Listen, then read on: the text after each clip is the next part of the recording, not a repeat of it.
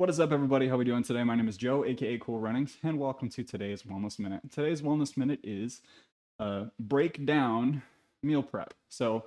Uh, there is a lot of content on the internet talking about healthy meal prep for gains, recipes for gains, where someone will be like, check out this 3 recipe thing that's super easy to make, and then it takes them like 40 minutes to put that shit together.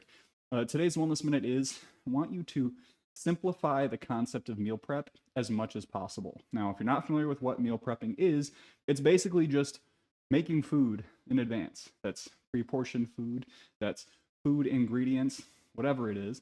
Uh, don't overthink it. Don't think that just because you want to meal prep means that you have to spend 5 hours in the kitchen on your day off prepping all of these like pre-packaged things that will go into the freezer or the fridge or whatever, right?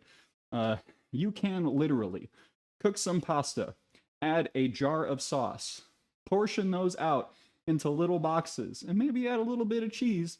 You've meal prepped, right? It's simple, it's easy. You can cut up some apples, you can cut up some fruit, whatever it is.